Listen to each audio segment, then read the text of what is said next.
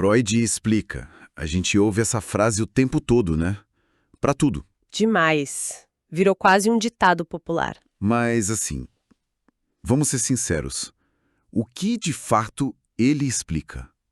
Acho que essa é a nossa missão hoje. Com certeza. Hoje a gente vai fazer uma análise bem rigorosa de uma das figuras, eu diria, mais influentes e, claro, polêmicas do século XX, que é Sigmund Freud. Sem dúvida. Existem poucos pensadores que realmente mudaram o jeito como a gente fala sobre nós mesmos, e Freud está no topo dessa lista. Freud nos deu literalmente um novo vocabulário para a alma. Termos como ego, inconsciente, ato falho, tudo isso. Fazem parte do nosso dia a dia. Exatamente. Saiu da clínica dele e entrou na linguagem cotidiana.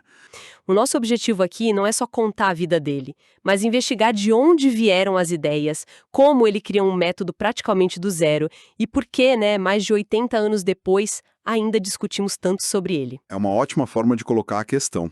Fazer uma imersão na vida e nas ideias desse homem que, nossa, virou a nossa compreensão da mente de cabeça para baixo. Sigmund Freud. As ideias dele saíram da medicina e foram parar em tudo, né? Na filosofia, na arte. Exato.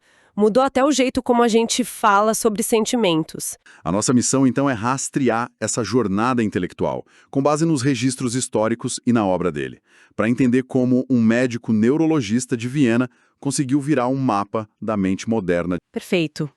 E para entender a obra, a gente precisa de um mínimo de moldura, né?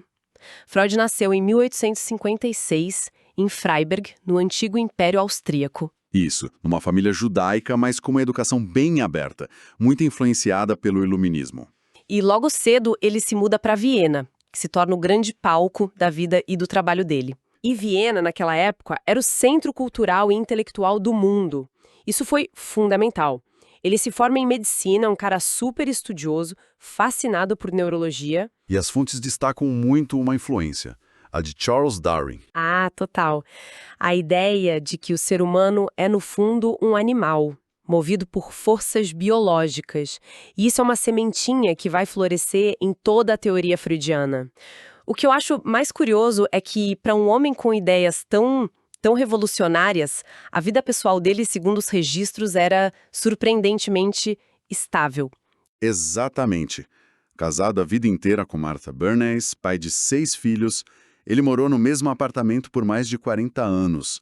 Essa estabilidade toda funcionou de certa forma como um laboratório silencioso. Como assim? Bom, enquanto o mundo lá fora se mantinha previsível, ele podia se dar ao luxo de fazer as viagens mais radicais, só que para dentro da mente humana. E é importante lembrar, na sua formação ele era um cientista rigoroso, um neurologista.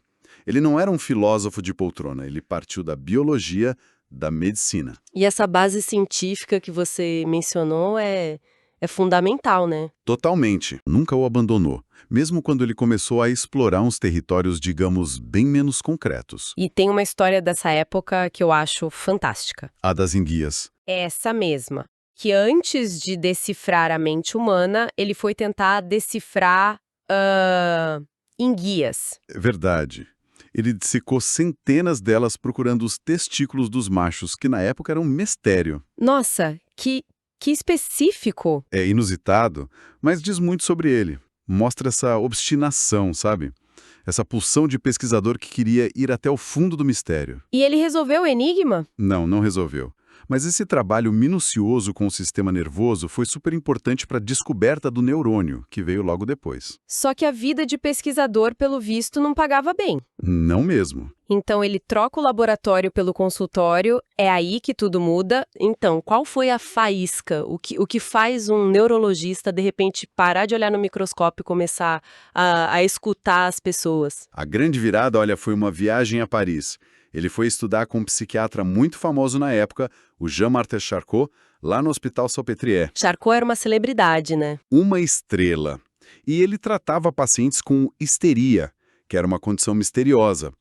Tinha sintomas físicos reais, tipo paralisia, cegueira, mas sem nenhuma causa orgânica que os médicos conseguissem achar. E o Charcot usava a hipnose para fazer esses sintomas aparecerem e desaparecerem na frente de uma plateia. Espera aí, então ele demonstrava ao vivo que uma ideia, uma sugestão, podia paralisar o braço de alguém. Precisamente. Para Freud, aquilo foi uma revelação. Se a palavra do médico podia criar ou curar um sintoma físico, a mente tinha o poder de adoecer o corpo. Essa ideia foi o ponto de partida de tudo. E isso nos leva direto a um caso que virou lenda, o de Anna O, certo? Mesmo ela não tendo sido paciente direta dele no início. Isso. Anna O, que na verdade se chamava Berta Pappenheim, era paciente do Joseph Breuer, um colega mais velho e amigo do Freud. Ela tinha vários sintomas histéricos e o Breuer percebeu que quando ela conseguia, sobre hipnose, falar sobre a origem traumática de cada sintoma, o sintoma simplesmente desaparecia. E foi a própria Anna O que batizou o método. Ela chamava de limpeza de chaminé. Ou, a expressão que ficou para a história, a cura pela fala. The Talking Cure. A própria paciente deu um nome para o que viria a ser a psicanálise. É impressionante. Mas se o método já funcionava com o Breuer, por que o Freud precisou modificar? Porque Freud, sendo o cientista rigoroso que era, notou duas coisas. Primeiro, que nem todo mundo era hipnotizável. E segundo, os sintomas voltavam, Ele precisava de algo mais consistente. mas universal e profundo, e aqui está o golpe de gênio metodológico dele. Ele abandona a hipnose e cria a associação livre. A instrução era simples, mas radical. Fale absolutamente tudo o que vier à sua mente, por mais bobo, vergonhoso ou irrelevante que pareça. Não censura nada. E com essa ferramenta, a palavra sem censura, ele começa a desenhar esse novo mapa da mente. É aí que surge a famosa primeira tópica, o primeiro modelo, consciente, pré-consciente e inconsciente. Exato. E é aí que ele dá o grande salto. Em 1900, ele publica A Interpretação dos Sonhos. Que hoje é um clássico absoluto, mas que na época... Foi um fracasso, né? Um fiasco total. Vendeu pouquíssimas cópias. Mas é nesse livro que ele apresenta ao mundo a sua ideia mais bombástica, a existência do inconsciente. A analogia clássica, que todo mundo conhece, é a do iceberg. O consciente é aquela pontinha que a gente vê fora da água. O que estamos pensando agora? Isso. O pré-consciente é o que está logo abaixo da superfície, o que podemos acessar com um pouco de esforço, como uma memória. Mas a massa gigantesca, a maior parte do iceberg, é o inconsciente. Um vasto repositório de desejos, pulsões, memórias reprimidas, que governam nosso comportamento sem que a gente saiba. E é aqui que a coisa fica realmente provocadora. Porque com essa ideia, Freud não estava só descrevendo a mente, ele estava dando um golpe direto na nossa vaidade. Um golpe profundo. Ele mesmo chamou de a terceira grande ferida narcísica da humanidade. Quais foram as outras? A primeira foi com Copérnico, que nos mostrou que a Terra não é o centro do universo. A segunda com Darwin, que nos tirou do pedestal de criação divina. E a terceira ferida, segundo Freud, foi a psicanálise, ao provar que o eu não é senhor em sua própria casa. Essa frase é muito forte. É fortíssima. A noção de que não temos controle total sobre nossas ações, que somos movidos por forças ocultas dentro de nós, foi e ainda é profundamente perturbadora. E com o tempo, esse mapa do iceberg parece que não foi suficiente para ele, né? Ele precisou de um modelo mais dinâmico, talvez, para explicar os conflitos que ele ouvia todos os dias no divã. Exatamente. O primeiro modelo era mais descritivo. Não explicava a guerra interna que ele via nos pacientes. Então, em 1923, no livro O Ego e o Id, ele propõe a segunda tópica. E aqui, em vez de lugares, temos agentes em conflito. O famoso id, ego e superego. Isso. E o fascinante não são as partes em si, mas a guerra constante entre elas. O id é... Bom, ele é pura pulsão, o caos primitivo. Ele quer tudo e quer agora, regido pelo princípio do prazer. É o nosso eu quero infantil. Tirânico até. E em oposição direta temos o superego, que é o nosso juiz interno. Ele é o herdeiro das proibições dos pais, da sociedade. É a voz que diz você não pode, você não deve, sempre nos cobrando perfeição. Então, um é o impulso e o outro é o freio. Ótima analogia. E no meio dessa guerra, espremido entre os dois, está o pobre do ego. O ego não é o eu todo-poderoso que a gente imagina. Freud o descreve como um campo de batalha, um mediador exausto tentando servir a três senhores: as exigências do id, os padrões impossíveis do superego e os limites da realidade. E a neurose e a ansiedade viriam desse conflito. Exatamente. O sofrimento psíquico nasce do fracasso do ego em gerenciar esse conflito infernal. Ok, então Freud tem no método a associação livre e esse novo mapa de uma mente em guerra. Como ele começou a apresentar essas ideias explosivas para o mundo? Imagino que os primeiros livros caíram como uma bomba. Uma bomba atômica. O marco zero é o ano de 1900, com a publicação de A Interpretação dos Sonhos. E olha, esse não é só um livro sobre sonhos, é o manifesto da psicanálise. É nele que Freud argumenta, com centenas de páginas, que o sonho é a via régia para o conhecimento do inconsciente. A via régia. O que ele queria dizer com isso? Que o sonho é uma janela direta para o inconsciente. Não exatamente direta. E essa é a genialidade da coisa. Ele diz que o sonho é uma realização disfarçada de um desejo reprimido. O desejo é tão perturbador que, para chegar à consciência, ele precisa se fantasiar. O trabalho do sonho usa mecanismos para isso. Que tipo de mecanismos? A condensação, por exemplo, que junta várias ideias numa só imagem. E o deslocamento, que troca algo importante por um detalhe trivial. Então, o sonho que a gente lembra de manhã é como um hieróglifo, um quebra-cabeça que precisa ser decifrado para revelar o desejo oculto. É uma teoria de uma complexidade impressionante. E 5 anos depois ele joga outra bomba, talvez ainda maior. 3 ensaios sobre a teoria da sexualidade. Se o livro dos sonhos chocou o mundo acadêmico, este chocou a sociedade inteira. E é nesse livro que ele lança as bases para o complexo de Édipo. O drama universal da criança com os pais. Isso. Um drama que, segundo ele, moldaria nossa personalidade, nossa moral e nossas futuras escolhas amorosas. Mas a grande virada teórica seguinte veio de um lugar muito sombrio, né? A Primeira Guerra Mundial. Sem dúvida. A carnificina da guerra, a brutalidade em escala industrial, fez Freud se questionar. A teoria dele até então era baseada no princípio do prazer, a ideia de que buscamos satisfação. Mas como explicar que os soldados, nos seus pesadelos, reviviam os horrores da batalha? Por que repetimos comportamentos autodestrutivos? Não fazia sentido dentro da teoria. Não se encaixava. Então ele precisava de uma nova força para explicar a autodestruição. E em 1920, ele publica Além do Princípio do Prazer, uma de suas obras mais especulativas e sombrias. Ele postula a existência de uma pulsão de morte, Thanatos. Pulsão de morte. O que seria isso? Uma tendência fundamental em toda a vida para retornar ao estado inorgânico, ao inanimado, uma força de destruição que se opõe a Eros, a pulsão de vida. A vida, para o Freud mais tardio, é a luta constante entre essas duas forças. É uma visão de mundo bem pessimista. E esse pessimismo parece se aprofundar na sua grande obra cultural, O Mal-Estar na Civilização, de 1930. Essa é sua obra-prima como pensador da cultura. A tese central é brutalmente simples. Existe um conflito que não tem solução entre nosso desejo de liberdade e as exigências da civilização. Ou seja, a civilização, com suas leis e normas, é a fonte da nossa infelicidade. É um acordo onde a gente troca felicidade por segurança. É exatamente essa troca. Para vivermos juntos sem nos matarmos, a civilização nos obriga a reprimir nossas pulsões mais agressivas, mais sexuais. O preço disso é um sentimento crônico de culpa e uma insatisfação permanente, o tal mal-estar. A felicidade plena, para Freud, é uma impossibilidade estrutural. E esse livro foi muito reconhecido, né? Muito.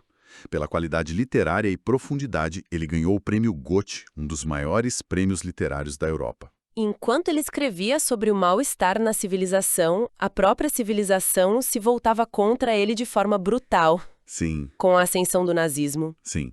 A psicanálise foi taxada de ciência judaica. Em 1933, em Berlim, os livros dele foram queimados em praça pública. Qual foi a reação dele? De uma ironia cortante. Ele disse algo como: "Que progresso estamos fazendo? Na Idade Média, teriam me queimado. Hoje, eles se contentam em queimar meus livros." Ele subestimou a barbárie que viria. E além da perseguição, ele travava uma batalha pessoal terrível. Uma batalha de 16 anos.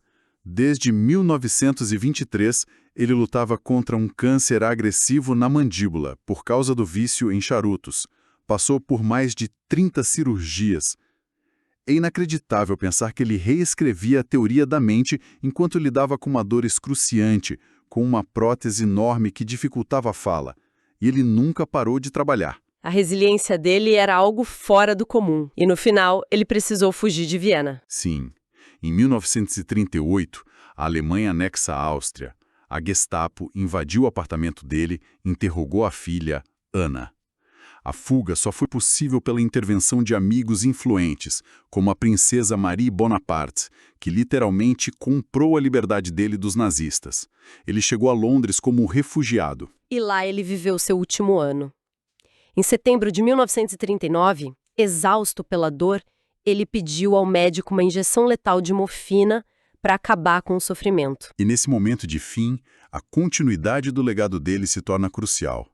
E a figura central é sua filha mais nova, a Anna Freud. Ela também era psicanalista. E uma psicanalista proeminente. Ela se tornou a grande guardiã técnica e profissional da obra do pai. Foi ela que garantiu que a psicanálise, mesmo espalhada pelo mundo com a guerra, sobrevivesse e continuasse a se desenvolver. E sobreviveu de uma forma que talvez nem ele imaginasse, né? O pensamento freudiano vazou dos consultórios e inundou a cultura. O surrealismo, por exemplo. Completamente. Artistas como Salvador Dalí e André Breton viram na associação livre e na análise dos sonhos a chave para libertar a arte da lógica. Eles queriam acessar o inconsciente diretamente. O Dalí era obcecado por Freud. Chegou a visitá-lo em Londres, em 1938. Imagino a cena. Deve ter sido memorável. Mas além da arte, o impacto na literatura, no cinema, é gigantesco. A ideia do personagem com um interior complexo, com um passado oculto que o assombra, isso é puro Freud. Mas talvez o maior legado seja o mais sutil, o que a gente nem percebe. Sem dúvida. É a forma como nós, pessoas do século XXI, pensamos sobre nós mesmos. Quando falamos de um ato falho ao trocar o nome, quando dizemos que alguém está reprimindo um sentimento, ou que tem um ego inflado, estamos usando o vocabulário freudiano. Ele nos deu uma linguagem para a nossa vida interior. Exato. Uma linguagem para descrever os conflitos, as contradições e as profundezas da nossa própria mente. E para a gente fechar, voltando à ideia da ferida narcísica, Freud nos mostrou que não somos capitães transparentes no navio da nossa alma. Existe um porão escuro, o inconsciente, de onde vêm as forças que movem o navio. A obra dele continua viva porque nos provoca, nos faz questionar. No final, talvez o maior valor do trabalho dele não seja o de nos dar respostas prontas. Mas sim o de nos dar perguntas melhores. Exato. Sem dúvida. A obra dele, mais do que qualquer outra coisa, é um convite para pararmos de procurar culpados externos para o nosso mal-estar e começarmos a nos questionar. E talvez a pergunta mais fundamental, que resume a ética da psicanálise e que serve como uma provocação final, seja uma que o próprio Freud nos deixou. Ele nos convida a pensar: qual a sua responsabilidade na desordem da qual você se queixa? Este conteúdo foi cuidadosamente pesquisado, roteirizado e produzido pela equipe do canal Diálogos Biográficos. Nosso compromisso é preservar a memória e compartilhar as trajetórias de personalidades que marcaram a cultura brasileira e mundial, de forma totalmente original e baseada em fontes confiáveis. Sua participação é fundamental para nós. Deixe seu comentário abaixo com suas impressões e sugestões de novos temas. Para que possamos continuar com este resgate histórico de alta qualidade, você pode contribuir diretamente com a sustentabilidade do nosso canal. Se você puder e quiser, faça uma doação por Pix de qualquer valor. As informações e a chave estão logo abaixo na descrição do vídeo. Você também pode se tornar um membro do nosso canal. Com um valor simbólico mensal, você apoia a nossa produção constante. Basta clicar no botão Seja Membro aqui embaixo para conferir os níveis de apoio. Outra forma de ajudar é adquirindo os produtos que sugerimos durante o vídeo ou através de nossos links oficiais, também disponíveis na descrição. E claro, você sempre contribui muito curtindo este vídeo e se inscrevendo no canal, ajudando nossa mensagem a chegar a mais pessoas. Muito obrigado por valorizar a cultura e a história conosco. Até o próximo vídeo.